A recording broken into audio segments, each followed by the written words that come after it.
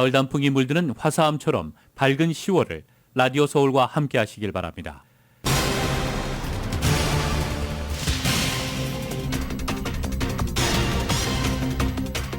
미 권력순위 3위인 케빈 메카시 하원 의장이 전격 해임됐습니다. 234년 의회 역사에서 하원 의장이 해임된 것은 이번이 처음입니다. 공화당 내 소수 강경파가 주도한 하원 의장 축출이 이렇게 성공하면서 하원은 극도로 혼란스럽습니다. 내년도 예산안 처리가 불투명해져 셧다운 우려가 커졌고 국방수권법 처리도 어려워져 사실상 의회가 마비된 것입니다. 미 국채 금리가 16년 만에 최고치를 경신하면서 5% 선에 근접했습니다. 고금리 전망이 계속 이어지고 있기 때문인데 연준의 예상이 빗나가면서 연준도 당황하고 있습니다. 9월 들어 미국 고용 증가폭이 크게 둔화됐습니다. 8월 증가폭과 비교할 때 절반까지 줄어 8만 9천 개 증가에 그쳤습니다. 카이저 퍼머넌트 근로자 7만 5천여 명이 오늘부터 본격 파업에 들어갑니다. 역사상 최대 규모의 의료 노조 파업입니다. 카이저 측은 병원 업무에 차질이 없을 것이라고 밝혔지만 급하지 않은 수술과 시술 같은 것들은 미뤄질 가능성이 커 보입니다. 병원에 예약이 있는 주민들은 병원 방문 전 반드시 예약을 확인할 것이 당부되고 있습니다. 캘리포니아 주택시장에서 매물 부족으로 주택 매매가 위축되고 온라인 주택시장이 활발해지면서 이직하는 부동산 에이전트가 크게 늘었습니다. LA 카운티 오피스 부동산 시장이 코로나 팬데믹의 직격탄을 맞아 공실률이 지속적으로 상승하며 렌트는 정체 상태를 보이고 있습니다.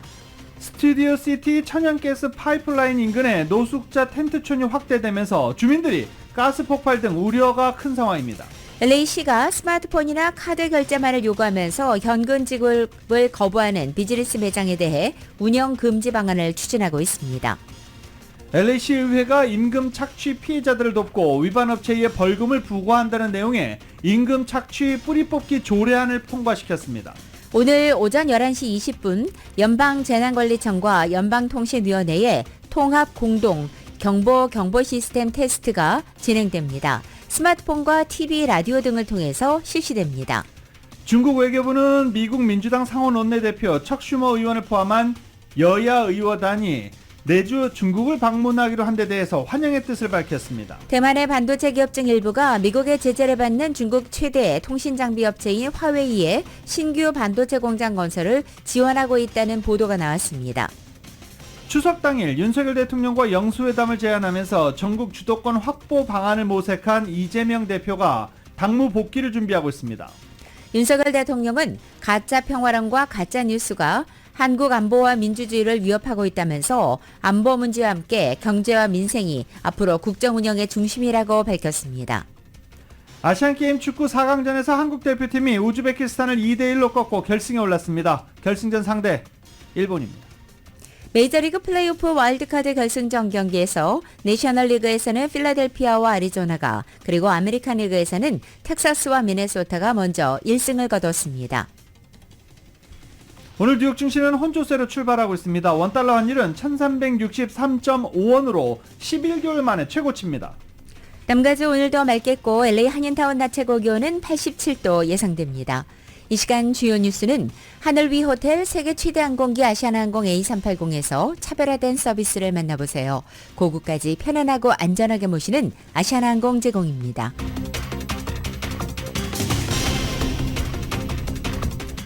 여러분 안녕하십니까? 김윤정입니다. 안녕하십니까? 유지승입니다. 2023년 10월 4일 수요일 라디오 서울 모닝 뉴스 2부입니다.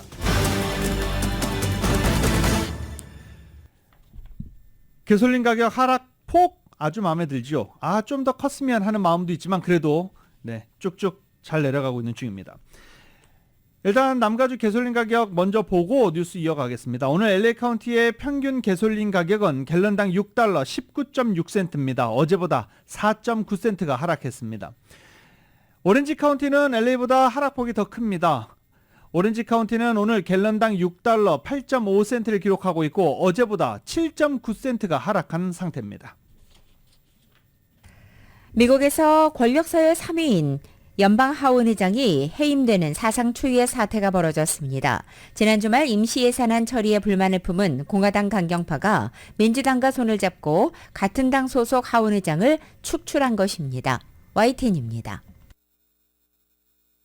The office of Speaker of the House of the United States House of Representatives is hereby declared vacant.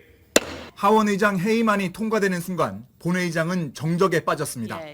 216대 208, 8표에 불과했던 공화당 강경파의 반란은 민주당 전원의 찬성표에 힘입어 성공했습니다. 해임안을 주도한 맥게이츠 의원은 표결에 앞선 토론에서 메카시 의장이 여야와 정부의 신뢰를 모두 잃었다고 주장했습니다. 지난 주말 연방정부 셧다운을 막겠다는 명분으로 공화당 내 반대가 많았던 임시 예산안을 민주당과 손잡고 통과시켰다는 겁니다.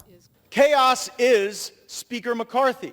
Chaos is somebody who we cannot trust with their word. Kevin McCarthy said something to all of us at one point or another that he didn't really mean and never intended to live up to. 공화당 주류는 메카시 의장을 적극 옹호했지만 역부족이었습니다. And I'm going to be extraordinarily proud of the person I fought for, the Speaker of the House, Kevin McCarthy. 민주당은 공화당 내전의 책임을 공화당 강경파들이 지게해야 한다며 해임 찬성을 당론으로 정했습니다. 바이든 대통령 탄핵 조사를 지시한 메카시 의장에 대한 불만도 깔려 있을 거란 분석입니다.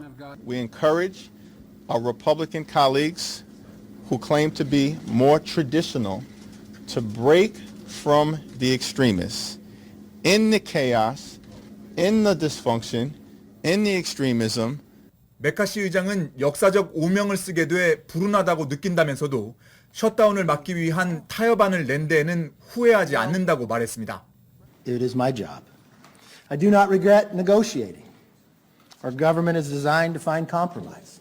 백악관은 임시 예산안에서 빠진 우크라이나 지원 예산을 서둘러 편성해달라고 요청했지만 의장 해임 사태로 당분간 논의가 쉽지 않을 전망입니다. 특히 이번 사태로 공화당 강경파의 목소리가 더 세지고 여야 간 신뢰가 깨지면서 대화와 타협의 정치가 더 힘들어질 거란 관측이 나오고 있습니다. 워싱턴에서 YTN 권준기입니다.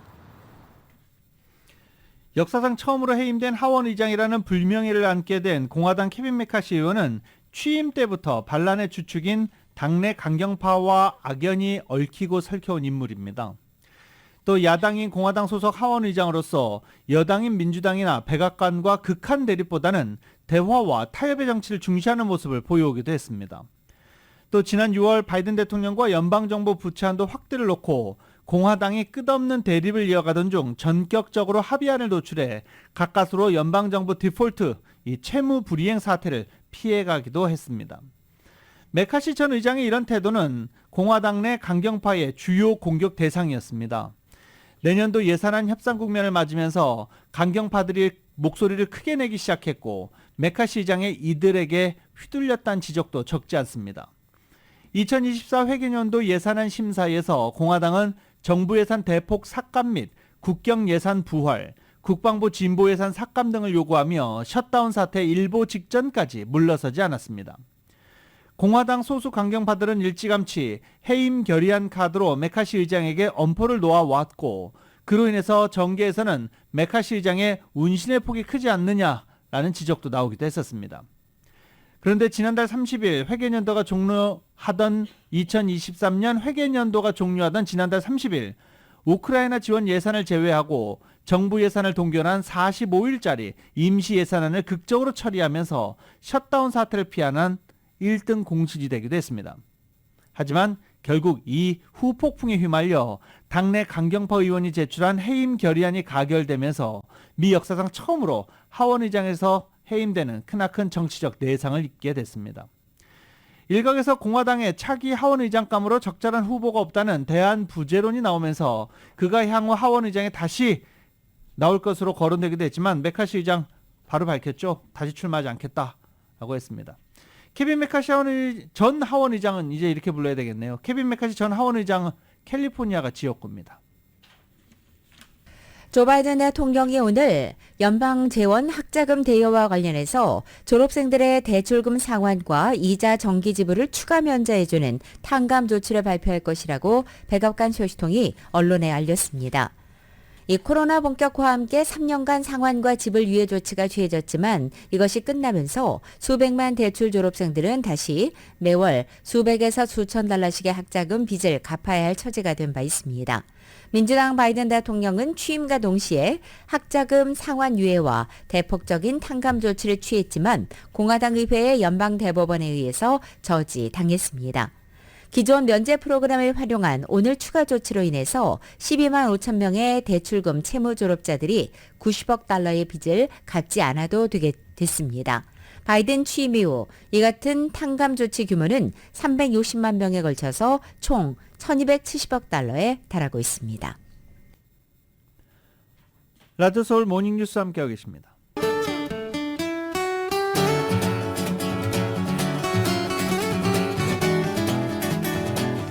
10월 4일 수요일 남가주의 날씨입니다. 오늘도 남가주죠. 맑은 날씨 이어가겠고 낮 기온은 어제보다 7, 8도가량 높아져서 오늘부터 예년 기온을 웃돌겠습니다. 목요일인 내일 낮 기온은 이번 주 중에 가장 높은 기온으로 뛰어오르겠습니다. 남가주 대부분 지역 90도를 웃돌겠고 밸리와 일랜드 엠파이어 지역은 세 자릿수를 기록할 것으로 예상되고 있습니다. 이번에 찾아온 반짝 더위는 토요일까지 이어지다가 일요일부터는 점차 기온이 낮아지면서 다음 주 중에는 다시 선선한 가을 기온 회복할 것으로 전망됩니다. LA 한인타운 오늘 낮 최고 기온 87도, 밤 최저 기온은 62도, 오렌지 카운티 지역 91도, 61도, 밸리와 일랜드 엠파이어 지역은 95도, 61도, 해안 지역은 80도, 61도 예상됩니다. 한국은 오늘 전국의 휘청한 하늘에 서울의 오늘 아침 최저 기온이 48도로 출발하고 낮 최고 기온은 67도에 머물겠습니다. 라디오 서울 모닝뉴스 2부 이 시간은 1250만 불 교통사고 최고 보상 교통사고 전문 천재 변호사 리차드 호프만 총 20억 달러의 승소 크고 작은 교통사고와 상해 브라이언 타필라와 시즐러 또 하나의 새로운 문이 열렸습니다. 한인은행 최초로 라스베가스에 진출한 오픈뱅크 10월 11일부터 10월 14일까지 삼성과 현대 등 400개 이상 기업이 참여하는 제21차 세계 한인 비즈니스 대회 공동 제공입니다. 라디오 서울 모닝뉴스 2부 이 시각 현재 프리웨이 교통 상황입니다. 10번 이스트 방향입니다. 프랜시스 키토 에비뉴와 만나는 지점 중간 레인에 이중 추돌 사고 있습니다. 다음은 605 사우스 방향 10번 프리웨이로 연결되는 지점 3중 추돌 사고 있습니다. 210번 이스트 방향 아주사 에비뉴와 만나는 지점 2중 추돌 사고 있고 605 노스 방향에서 임페리얼 하이웨이로 내리는 램프에는 고장 차량 한 대 멈춰 있습니다. 참고하시고 안전운전하시기 바랍니다.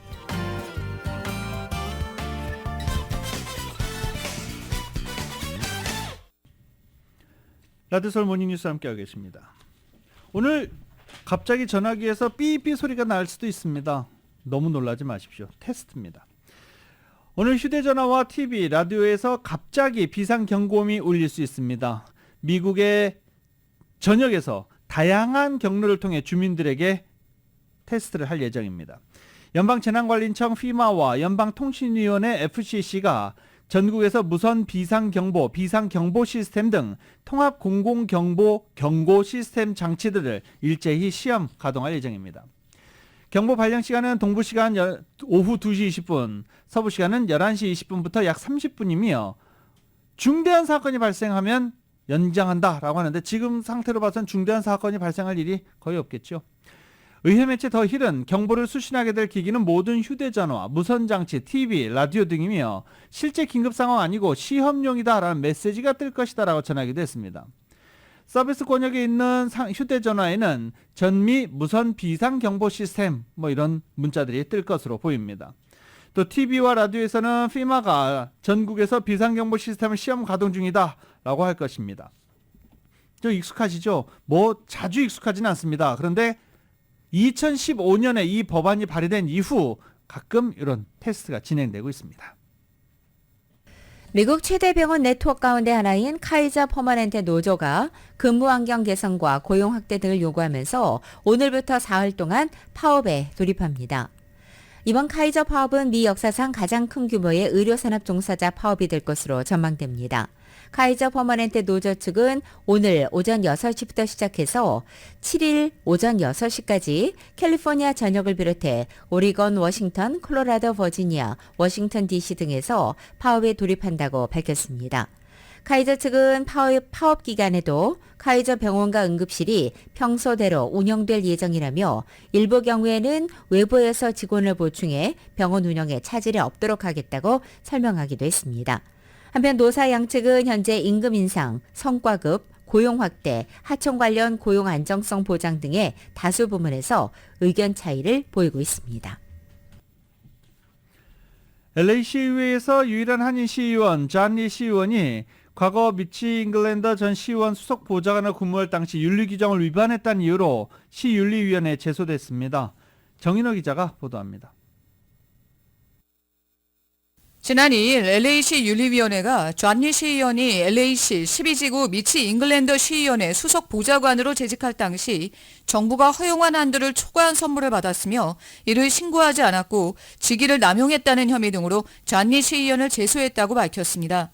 미치 잉글랜더 전 시의원은 지난 2017년 라스베가스 여행 당시에 부동산 개발업자 등으로부터 뇌물을 받은 부패 혐의로 연방 검찰에 기소돼 유죄 판결을 받고 14개월의 실형을 선고받은 바 있습니다. 문제가 된 미치 잉글랜더 전 시의원의 라스베가스 여행에서 당시 보좌관 신분으로 잉글랜더 전 시의원을 동행했던 잔리 의원도 부동산 개발업자와 비즈니스맨들로부터 수차례 선물을 받았고 이 가운데 대부분은 정부가 허용한 액수를 초과한 혐의라고 윤리위원회는 밝혔습니다. 관련 사건 수사가 이루어진 시점은 잔리 시의원이 2019년과 2020년 LA시 12지구 시의원직에 출마했던 시기인데 윤리위원회는 잔리 시의원이 당시 라스베가스 여행에서 업자들로부터 받은 선물을 공개하라는 요구를 받았음에도 공개하지 않았다고 밝혔습니다. 이후에 잔리 시의원이 수사 대상에 올랐고 윤리위는 잔리 시의원에 대한 의혹이 타당한지 여부를 가리기 위해서 지난 8월 말에 회의를 갖고 지난달 말에 9페이지 분량의 고발장을 잔리 의원 측에 전달했습니다.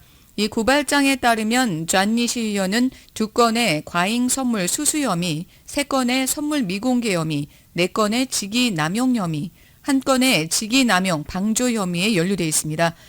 잔리 시의원은 2일 오후 성명을 발표하고 관련 혐의를 전면 부인했습니다. 성명에서 잔리 시의원은 윤리위원회가 사실이 아닌 추측에 기반된 잘못된 정보를 토대로 자신을 고발했다고 주장했습니다. 또 위원회가 앞서 자신에 대한 FBI 수사가 시작됐다고 명시했지만 자신은 한 번도 FBI 표적이 된 적이 없다며 명백한 거짓이라고 주장했습니다. 또 그동안 윤리위 조사에 협조하기 위해서 최선을 다했다고 밝혔습니다. 2017년 라스베가스 여행과 관련해 모든 정보를 윤리위에 공개하는 등 모든 단계에서 윤리위 수사에 적극 협조했다는 것입니다. 잔리 의원은 윤리위가 미리 짜놓은 틀에 자신을 끼워 맞추려 하고 있다며 이번 수사는 내년 재선에 타격을 주기 위한 의도로 보인다고 주장했습니다. 윤리위가 잔리 시의원에 대한 혐의가 타당하다고 결론을 내렸다고 해서 잔리 시의원이 실제로 규정을 위반했다는 의미는 아닙니다. 윤리위는 실제 규정 위반이 이루어졌는지를 결정하기 위해서 청문회를 열고 심의를 해야 하는 과정을 거쳐야 합니다. 라디오 서울 뉴스 정현호입니다.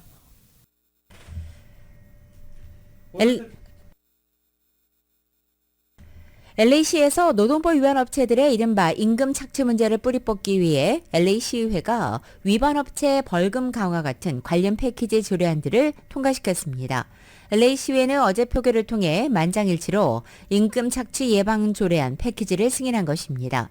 통과된 패키지 조례안들 첫 번째는 임금기준처와 시민인권평등국이 협업해서 임금 착취 피해자들을 지원할 수 있도록 계약 행정국의 분석을 요구하는 내용이 담겨 있습니다.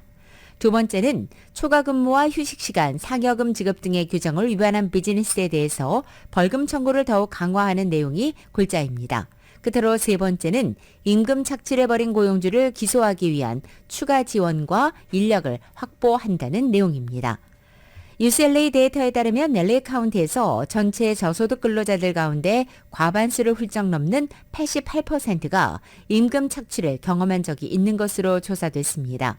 임금 착취 문제는 저소득층의 주거 불안과 빈곤의 가장 큰 원인으로 꼽히고 있습니다.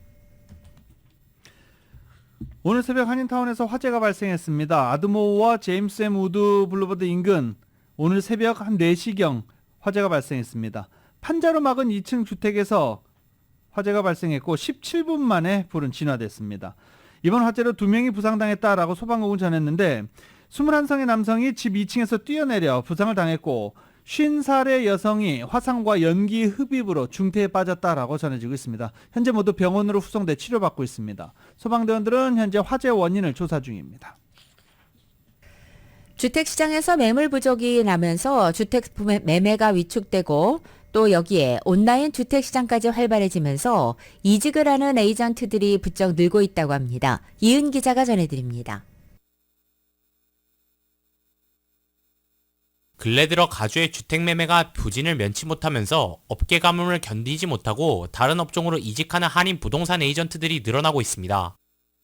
모기지 이자율 급등으로 주택을 처분한 뒤 새로 이사를 갈 경우 높은 이자율로 인해 모기지 페이먼트가 늘어나는 것을 우려한 집주인들이 집을 내놓기를 꺼려하면서 현재 가주 주택시장에는 매물이 말라버린 상황입니다.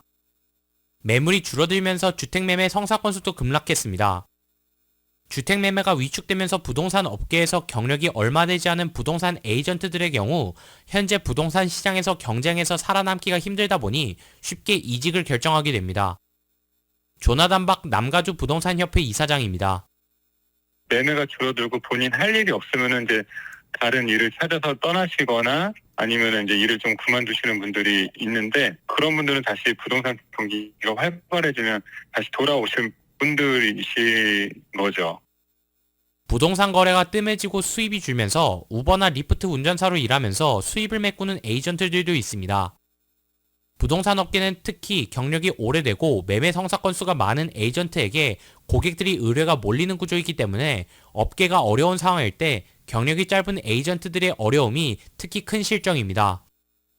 유사한 현상이 서브프라임 모기지 사태가 발생했던 2008년 즈음에도 발생했는데 그때 당시에도 주택시장에 거품이 빠지면서 부동산 업계를 떠났던 에이전트들이 많았습니다. 한인 부동산 업계에서는 2008년 당시와 비교할 때 지금이 오히려 업계를 떠나는 한인 에이전트들이 더 많은 것 같다고 지적했습니다. 그렇죠. 이제 이거를 풀타임으로 하시고 오랫동안 마켓에 계셨던 분들은 손님들이 계시고 그것도 본인의 마켓이 있기 때문에 계속 그게 볼륨이 줄었다 뿐이지 부동산 일을 안 할 만큼 그렇게 어려우신 분들은 별로 없거든요. 최근 부동산 매물을 바이어 스스로 알아볼 수 있는 스마트폰 어플과 인터넷 플랫폼 등이 많이 발달하다 보니 부동산 업계 에이전트들이 예전보다 더 많은 경쟁력을 갖춰야 되는 상황이라고 밝혔습니다. 가주 부동산 시장이 회복돼 에이전트들이 다시 부동산 업계로 복귀하게 되면 어플과 웹사이트보다 더 나은 정보와 서비스를 제공해야 되는 것이 현실이라고 지적했습니다. 부동산 플랫폼들하고 저희가 또 경쟁을 해야 되는 부분이 있기 때문에 뭔가 차별화된 전문성과 그리고 서비스를 가지고 본인만의 브랜드를 가지고 계시지 않은 분들은 점점 어려워질 것 같아요. 라디오 서울 뉴스 이은입니다. 캘리포니아 법 집행기관들이 세이프 하버 작전의 성과에 대해서 공개했습니다. 세이프 하버 작전으로 남가주 하버 지역, 토렌스 인근이죠. 마약 및 총기 밀매 네트워크를 운영하는 갱단을 체포했다고 밝혔습니다. 이 수사는 6월 1일부터 시작됐고 9월 28일까지 4개월 동안 진행돼 7개 장소의 수색영장을 발부했다고 밝혔습니다. LA에서는 10명의 중범죄 혐의로 체포됐고 유령총 2자루, 권총 압수했고 14개 총기류가 회수됐다고 밝혔습니다. 컨 카운티, 툴레레 카운티에서 27명이 체포됐고 30여 종의 무기가 압수됐으며 펜타닐, 필로폰, 코케인 등 대량의 불법 마약이 발견돼 마약 단속국에 의해 압수됐습니다. 체포된 자들은 로스앤젤레스 카운티 지방검사실로 이송돼 마약 운반과 소지, 범죄 음모 혐의로 기소될 수 있는 중범죄 혐의를 기다리고 있습니다. FBI 로스앤젤레스 지부는 이번 작전과 관련해 강력범죄, 마약, 불법 총기로 남가주 지역을 괴롭히던 마피아 조직과 카르텔 계열 거리 갱단과 관련해 지속적인 수사의 결과다라고 이번 수사 결과를 설명했습니다. 로본타 캘리포니아 검찰총장은 이번 체포가 범죄 조직들에게 강력한 메시지를 보내고 있다며 캘리포니아 거리에서의 마약과 무기를 제거하는 데 진전을 보이고 있다라고 밝혔습니다. 메릴랜드주 볼티모어에 있는 모건 주립대학에서 어젯밤 총격이 발생해 여러 명의 희생자가 발생했습니다. 경찰 관계자는 현지 언론 볼티모어 배너와의 인터뷰에서 최소 4명이 총에 맞았다고 말했고 현재 이들의 상태는 알려지지 않았습니다. 경찰과 대학은 교직원과 학생들에게 해당 지역을 피하고 대피소를 찾으라고 안내했고 또 다른 현지 언론은 학생 기숙사 건물 주변을 경찰차 여러 대가 감싸고 있으며 건물 상층부 창문이 깨진 모습을 비추기도 했습니다. 볼티모어 북동쪽에 위치한 모건 주립대는 미국 내 주요 전통 흑인 대학으로 작년 가을 기준 약 9천 명의 학생이 재학하고 있는 학교입니다. 워싱턴 DC 도심에서 하원 의원이 무장강도 일당에게 차량을 뺏기는 사건이 발생했습니다. 폴리티코와 블룸버그 통신 등에 따르면 민주당 헨리 쿠엘라 하원 의원이 워싱턴 DC 네이드 야드 지역에서 무장강도들에게 자동차를 통째로 탈취당했습니다. 당시 막 주차를 마친 쿠엘라 의원은 총으로 위협하는 3명의 강도들에게 흰색 혼다 SUV와 휴대전화를 빼앗겼고 이후 경찰의 수배 끝에 차량과 휴대전화는 모두 되찾았습니다. 의원실 측은 쿠엘라 의원이 상해를 입진 않았다고 확인했습니다. 최근 워싱턴에서 이렇게 차량 도난을 비롯한 각종 강력 범죄가 크게 증가하고 있는데 이거 워싱턴뿐만이 아니죠. 미 전국이 똑같은 상황입니다. 카지노 금지 구역이던 시카고에 첫 카지노가 문을 열었습니다. 시카고시 한 첫 카지노 사업 운영업체로 선정돼서 17억 달러 규모의 최첨단 시설을 짓고 있는 대형 카지노 리조트 사업체인 말리스가 도심 상업지구의 유서 깊은 건물인 메다이나 템플을 임시 영업장으로 개조하고 어제 공식 개관식을 가진 것입니다. 어제 개관식에는 시카고의 첫 번째이자 유일한 카지노 사업권을 따낸 한인 사업가 수 킴 말리스 회장과 브랜든 존슨 시카고 시장, 제시 화이트 전 일리노이 총무처 장관 등을 비롯한 지역의 정재계 인사들이 참여했습니다. 말리스는 지난달 9일부터 메다이나 템플에 56세트의 테이블 게임과 750여 대의 슬롯 머신을 설치하고 시범 영업을 해왔습니다. 시카고 박스뉴스는 말리스가 메다이나 템플에서 임시 영업을 하는 동안 시카고시는 연 5천만 달러의 세수를 거두게 된다라고 전했습니다. 한편 개장 목표는 2026년입니다. LA시가 모바일이나 카드 결제만 하고 현금을 받지 않는 비즈니스 매장 운영을 금지하기로 했습니다. LA시의회는 만장일치로 LA시 내에서 현금 없는 매장을 금지하기 위해 관련 보고서를 마련하도록 표결했습니다. 현금 없는 매장을 금지하자는 방안은 지난 8월 헤드헛 LA시 의원이 상정한 바 있습니다. LA시 내 많은 저소득층 주민들이 크레딧 카드나 은행 계좌가 없는 경우가 많아 리테일 매장에서 이 스마트폰 결제나 카드 결제로만 운영될 경우 주민들이 난감한 상황에 처한다는 것이 상정안의 배경입니다. 또 매장이 현금을 전혀 받지 않을 경우 이민자나 고령의 주민, 홈리스들이 난처한 상황에 놓이게 된다는 것이 이번 시의회 결정의 배경입니다. 현금을 안 넣는 이유 있죠. 자꾸 절도범들이 오기 때문입니다. 절도범을 퇴치하는 것도 이렇게 힘내줬으면 좋겠습니다. CBB뱅크가 최고 재무 담당자 CFO의 최고 대출 책임자 COO를 새로 영입했습니다. 은행 측은 지난달 김진수 전무를 신임 COO로 임명했다고 밝혔고 김 전무는 30년 은행 경력의 베테랑 뱅커로 알려져 있습니다. 또 김 전무 외에 신임 CFO 리차드 고 전무도 영입했습니다. 리차드 고 전무는 26년 이상의 뱅킹 경험과 합병과 자본관리 분야 등에서 다양한 경험을 쌓은 베테랑 뱅커로 전해지고 있습니다. 바닐리 한미은행장이 2023년 전국적으로 주시해야 할 가장 영향력 있는 여성 금융인 중 한 명으로 선정됐습니다. 아메리칸 뱅커가 선정하는 금융계에서 가장 영향력 있는 여성 명단은 올해로 21년째로 뛰어난 리더십과 업무 수행 능력을 가진 인물을 선정합니다. 올해 선정된 여성 금융인들을 기리기 위한 갈라 행사는 오는 5일 뉴욕의 글래스하우스에서 열립니다. 내일입니다. 바닐리 행장은 가장 영향력 있는 금융인 중 한 명으로 선정돼 영광이라며 차세대 금융인들에게 열정과 리더십의 본보기가 되도록 노력하겠다고 밝혔습니다.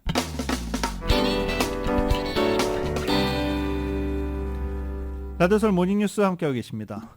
연준이 금리를 올리면서 인플레이션을 잡자라고 해서 금리를 계속 올렸죠. 부작용이 생겼습니다. 미 국채 금리가 16년 만에 최고치를 경신하면서 5% 선에 근접했습니다. Y10입니다. 세계 채권 거래의 기준이 되는 10년 만기 미 국채 금리가 연 4.8%를 넘어섰습니다. 미 전자거래 플랫폼 트레이드 웹에 따르면 10년 만기 수익률이 4.81%까지 올라가 글로벌 금융위기 이전인 2007년 8월 이후 16년 만에 최고치입니다. 지난달 27일 4.5% 선을 돌파한 데 이어 상승 추세를 이어가고 있습니다. 30년 만기는 4.95%로 5%선 돌파를 눈앞에 두며 역시 2007년 10월 이후 가장 높은 수준입니다. 미 연방준비제도의 고금리 정책이 기존 예상보다 오래갈 것이란 전망 때문입니다. 노동지표도 악재로 작용했습니다. 미 노동부가 발표한 지난 8월 민간기업 구인 건수는 961만 건으로 전달 대비 7.7%포인트 증가해 시장 전망치 880만 건을 크게 웃돌았습니다. That indicates that the job market's probably still pretty tight, and that makes it harder to kind of break that last bit of inflation that we're tackling right now. 채권 금리 급등의 여파로 뉴욕 증시 3대 지수는 1%대 하락했습니다. 뉴욕 증권거래소에서 다우존스 30 산업평균 지수는 430.97포인트, 1.29%포인트 하락한 33,002.38로 거래를 마쳤습니다. 스탠더드&푸어스 500 지수는 1.37%포인트, 나스닥 지수는 1.87%포인트 떨어진 채 장을 마감했습니다. 채권 금리와 맞물려 달러화 가치도 연중 최고치를 계속 갈아치우고 있습니다. 런던 선물 거래소에서 주요 6개 통화에 대한 달러화의 가치를 반영한 달러화 인덱스는 107.35까지 올라 지난해 11월 이후 가장 높은 수준입니다. YTN 신홍진입니다. 9월 들어 미국 고용 증가폭이 크게 둔화됐다는 민간정보업체의 조사 결과가 나왔습니다. 오늘 아침 고용정보업체 오토매틱 데이터 프로세싱 ADP에 따르면 미국의 9월 민간 기업 고용은 전월 대비 8만 9천 개 증가했습니다. 월스트리트저널에 집계한 예상치 15만 개에 크게 미달하는 수준이며 8월 증가폭과 비교할 때는 절반으로 줄었습니다. 서비스업에서 8만 1,000개가 증가해 9월 증가폭의 대부분을 차지했습니다. 서비스업 중에서도 여가, 접객업이 9만 2천 개 늘었지만 전문 사업 서비스는 3만 2천 개 줄어들었습니다. 코로나 팬데믹 이후 자리 잡았던 이 빅테크 기업들의 재택근무 서서히 끝나가는 것 같습니다. 재택근무를 하면서도 또 역시 부작용이 좀 많았었죠. 사무실 공실률이 너무나 많이 올라갔기 때문입니다. 그래서 또 경제 문제적도 있고 여러 가지 파급 효과가 있었습니다. 구글과 애플, 아마존에 이어서 메타까지 사무실 출근을 늘리기로 했고 이런 추세 다른 업계로도 번지고 있습니다. 이 재택근무가 가장 가능했던 큰 이유 줌, 이 소프트웨어가 있었죠. 줌 업체가 재택근무를 줄였으니 말 다 했습니다. Y10입니다. 페이스북의 모 회사 메타는 지난달 주 3회 출근 명령을 내렸습니다. 코로나19 사태로 전 직원을 대상으로 재택근무를 시작한 지 2년 3개월 만입니다. 메타의 최고 경영자 저커버그는 팬데믹이 끝난 뒤에도 원격 근무를 늘려갈 것이라고 공언했지만 사실상 이 계획을 접은 겁니다. I think we're going to be the most forward-leaning company on remote work at our scale, for sure. But we're going to do this in a way that is measured and thoughtful and responsible and in phases over time. 메타는 다른 빅테크 기업들이 사무실 출근을 늘릴 때도 재택근무를 고수했지만 최근 실적 악화가 발목을 잡았습니다. 구글과 애플은 같은 이유로 이미 지난해부터 사무실 출근을 늘렸고 아마존은 해고카드까지 꺼내들며 압박해 직원들이 파업에 나서기도 했습니다. As tech workers, we were told many times during the pandemic that we were doing our best work, that our productivity was high as it's ever been. We made so much money. 특히 원격 근무의 상징으로 여겨지던 화상회의 플랫폼 기업 줌마저 주 2회 출근을 명령했고 최근 골드만삭스 등 금융업계로도 확산되면서 사실상 미국 산업계의 재택근무 흐름은 저물었다는 평가입니다. 이는 원격 근무가 사무실 근무보다 생산성이 떨어진다는 인식 때문인데 실제 관련 조사에서 재택근무 근로자들의 생산성이 18% 낮은 것으로 나타났다고 블룸버그 통신은 보도했습니다. 비용 절감 등 재택근무가 갖는 장점은 무시할 수 없지만 결국 기업의 생산성을 위해서는 직접 소통이 필수라고 여겨지면서 두 가지 근무 형태를 섞은 하이브리드 근무가 확산할 것이라는 전망도 나오고 있습니다. YTN 최영주입니다.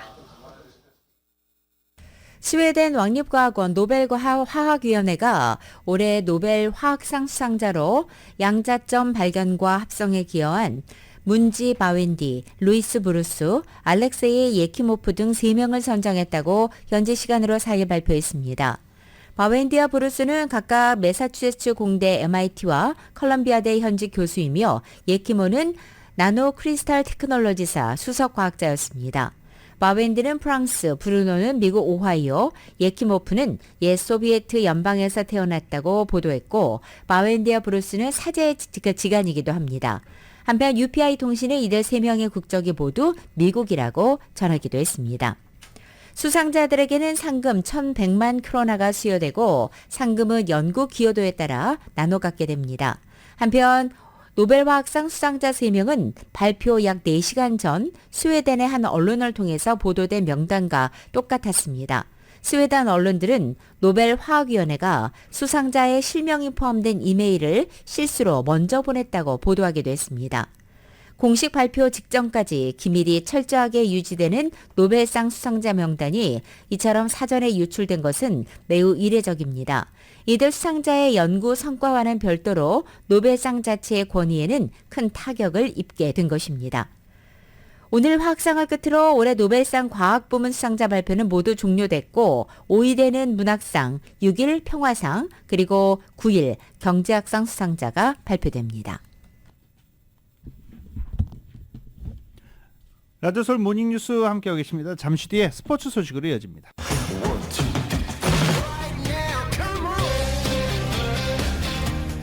라디오 서울 모닝뉴스 스포츠 소식입니다. 스포츠 소식은 전문가가 추천하는 이민법과 가정법 전문 재인정 종합법률사무소 제공입니다. 메이저리그 플레이오프 시작됐습니다. 와일드카드 결정전이 지금 진행 중인데요. 어제 1차전이 펼쳐졌죠. 아메리칸 리그 2경기, 내셔널리그 2경기 각각 1차전이 펼쳐졌습니다. 일단 내셔널리그 먼저 보면 애리조나 다이먼드백스가 밀워키와의 경기에서 6대3으로 승리를 거뒀습니다. 원정에서 귀중한 승리 거뒀죠. 네, 애리조나가 그렇게 승리를 거뒀습니다. 밀워키 지금 다 왔는데 항상 이렇게 뭔가 1%, 2% 부족한 느낌인데 어제도 이길 줄 알았더니 예상을 뒤엎고 애리조나가 승리를 했습니다. 또 필라델피아 필리스와 마이애미 말린스 간의 경기는 필라델피아가 홈에서 4대1로 승리를 거뒀습니다. 필라델피아 선수들이 좀 파이팅이 있죠. 그래서 필라델피아 선수들이 플레이오프 올라오면 좀 재밌는 경기가 될 것으로 기대를 많이들 하고 있습니다. 아메리칸 리그로 가보겠습니다. 아메리칸 리그에서는 텍사스 레인저스가 템파베이 레이스를 4대0으로 완파했습니다. 템파베이는 토론토를 만나면 그렇게 잘하더니 텍사스 앞에서는 1점도 뽑지 못하고 완봉패를 당했습니다. 텍사스가 4대0으로 승리를 거뒀습니다. 그리고 류현진 선수를 로스터에서 제외했던 토론토는 미네소타와의 첫 번째 경기에서 1대3으로 토론토는 패했습니다. 토론토 블루제이스 지금 뭐 막강한 타선이네, 막강한 투수력이네 막 이렇게 얘기를 하고 있는데 글쎄요, 오늘 2차전에서 어떤 모습을 보여줄지 기대가 되고 있습니다. 자, 참고로 지금 와일드카드 결정전 4경기가 펼쳐지잖아요. 텍사스와 템파베이, 토론토와 미네소타, 애리조나와 밀워키, 마이애미와 필라델피아. 이 경기들, 나머지 3경기들 티켓 가격은 보통 $10, $20, 최저 가격이 $30 선입니다. 그런데 유독 필라델피아 경기만 $200가 넘었었습니다. 이만큼 관심이 많고 인기가 많다는 얘기입니다. 황선홍호의 일원으로 최종 결실을 내기까지 1승만을 남겨둔 한국 축구의 미래, 파리 생제르맹의 이강인 선수가 항저우 아시안게임 결승으로 성사된 한일전에 필승을 다짐했습니다. 황선홍 감독이 이끄는 한국은 현지 시간으로 4일 중국 항저우 황롱 스포츠센터 스타디움에서 열린 항저우 아시안게임 남자축구 준결승전에서 우즈베키스탄을 2대1로 물리치고 결승에 올랐습니다. 우즈베키스탄을 꺾은 황선홍호는 한국 시간으로 7일 오후 9시 금메달을 놓고 일본과 일전을 펼치고 1승을 더 거두면 대회 남자 축구 3연패에 위협을 달성하게 됩니다. 이강인은 오늘 선발로 출격해서 후반 14분 송민기와 교체했다까지 그라운드를 누볐습니다. 특유의 발기술을 통한 전진 드리블을 선보이면서 가벼운 몸놀림을 보여주면서 황선홍호의 공격에 활력을 불어넣었다는 평가입니다. 자, 이제 축구는 한일전이 성사가 됐습니다. 야구 대표팀 대만에 지면서 지금 모든 일정이 다 꼬였죠. 이런 와중에 또 내일은 일본과 맞붙게 됩니다. 무조건 이겨야 됩니다. 그런데 한국 야구 대표팀의 타선은 좀처럼 터지지 않고 있는데 내일쯤은 터질까요? YTN입니다. 조별리그에서 타이완에 져 1패를 하는 우리로서는 슈퍼라운드 한 경기 한 경기가 모두 절실합니다. 일단 일본과 중국을 모두 이겨야만 결승 진출이 쉬워집니다. 슈퍼라운드 가면은 일본이나 중국을 꼭 이겨가지고 이기면은 또 기회가 있을 거라 생각합니다. 이를 위해서는 무엇보다 타선이 살아나야 합니다. 조별리그 마지막 경기에서 11안타를 몰아치며 17점을 뽑아내긴 했지만 상대가 약체인 태국이라는 점을 고려하면 냉정히 봐야 합니다. 그중에서 중심 타자 강백호의 방망이가 중요합니다. 마운드에서는 일찌감치 대표팀의 원투펀치로 류중일 감독이 점찍었던 곽빈의 몸 상태가 변수입니다. 갑작스럽게 담 증상을 호소하면서 회복 중인 곽빈이 예상보다 하루 먼저 일본전에 등판할 경우 정상 컨디션으로 공을 던질 수 있을지 장담할 수 없습니다. 감독님이 이렇게 좋게 생각해 주셔서 정말 감사한데요. 그 책임감에 따라 좀 결과가 좋게 나왔으면 좋겠습니다. 이외에도 지난 낮 경기와 같은 수비 실책이라도 나온다면 결승행 티켓은 더 멀어질 수밖에 없습니다. 슈퍼라운드에서 세 팀이 2승 1패나 1승 2패로 동률이 될 경우도 따져봐야 합니다. 동률팀 사이 이닝당 득실차를 따져봐야 하기 때문에 최대한 많은 점수차로 이기는 게 유리합니다. 탄탄한 마운드와 달리 타격은 약한 것으로 평가받는 일본을 넘어서야만 아시안게임 4연패 목표 달성에 가까워지는 만큼 야구대표팀은 투타에서 총력전을 펼치겠다는 각오입니다. YTN 엄윤주입니다. 바이에른 뮌헨의 김민재가 유럽 챔피언스리그 조별리그 2차전인 코펜하겐전에서 풀타임을 뛰며 역전승을 도왔습니다. KBS입니다. 후반 6분 김민재가 상대의 침투 패스를 재빨리 끊어냅니다. 하지만 후반 11분 김민재가 걷어낸 공이 하필 레라어에게 연결됐고 선제골 허용합니다. 이후 추격에 나선 뮌헨 후반 22분 무시알라의 동점골 분위기를 반전시키는데요. 후반 38분엔 토마스 밀러와 마티스텔이 역전골을 합작했습니다. 뮌헨은 챔피언스리그 조별리그 15연승을 이어갔습니다. 나폴리와 1대1로 맞선 전반 34분 레알 마드리드 벨링엄 수비수들 사이를 파고들어 역전골을 터뜨립니다. 후반 9분엔 질린스키에게 페널티킥 동점골을 허용하자 레알 마드리드의 발베르데가 해결사로 나섰습니다. 수비가 걷어낸 공을 그대로 슛! 골! 이 환상골로 레알 마드리드는 2연승을 달렸습니다. 2023년 10월 4일 수요일에 전해드린 라디오 서울 모닝뉴스 여기서 마치겠습니다. 지금까지 진행의 유지승, 김윤정이었습니다. 모닝뉴스 2부 이 시간은 1250만 불 교통사고 최고 보상, 교통사고 전문 천재 변호사 리차드 호프만, 총 20억 달러의 승소, 크고 작은 교통사고와 상해, 브라이언 타필라와 시즐러, 또 하나의 새로운 문이 열렸습니다. 한인은행 최초로 라스베가스에 진출한 오픈뱅크, 10월 11일부터 14일까지 삼성과 현대 등 400개 이상 기업이 참여하는 제21차 세계 한인 비즈니스 대회 공동 제공이었습니다. 잠시 후 9시에는 강혜신의 오늘의 미국이 방송됩니다. 함께해 주신 여러분 고맙습니다.